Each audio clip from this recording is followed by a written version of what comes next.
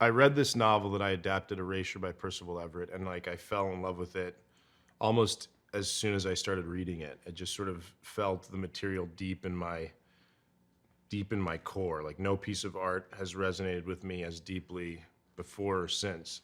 And so I knew almost immediately that I wanted to adapt it. And I knew that I wanted to write the script because that's what I'd been doing. I'd been working as a TV writer for about 6 years when I found this book. And then the more that I read, I started reading the novel in Jeffrey Wright's voice. That's sort of like how quickly I started thinking of Jeffrey to be in this movie.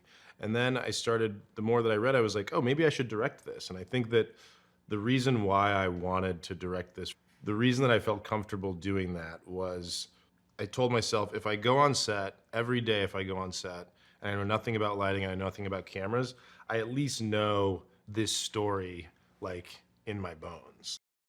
The story of the film is an author named Monk Ellison who feels pigeonholed when it comes to his role as a black artist in the world, and feels like there are rigid restrictions on what people say he can and cannot write.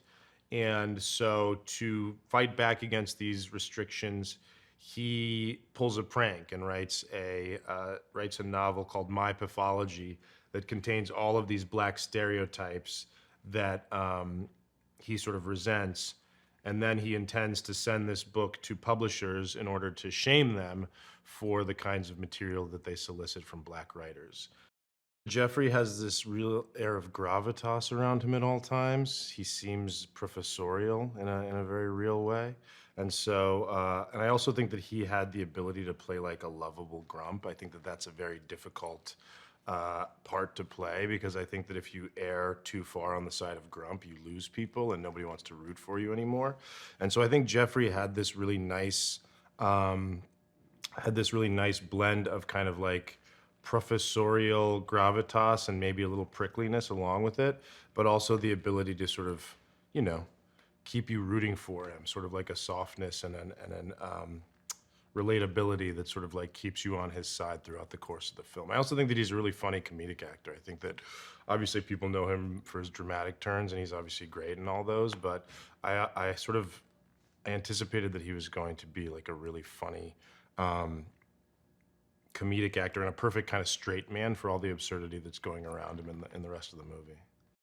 I'd never wanted this movie to be didactic or feel like it was, giving people moral lessons. I think that I don't want to, to me, the intention of the movie is to give you a series of scenes and characters and situations and allow you to make your own decisions about it. I think that that to me is really keeping with the spirit of the novel that I adapted. The novel itself doesn't try to offer any solutions or answers. It's sort of more about asking questions, and to me that's what I wanted to maintain in the film was the essence of the novel in that way.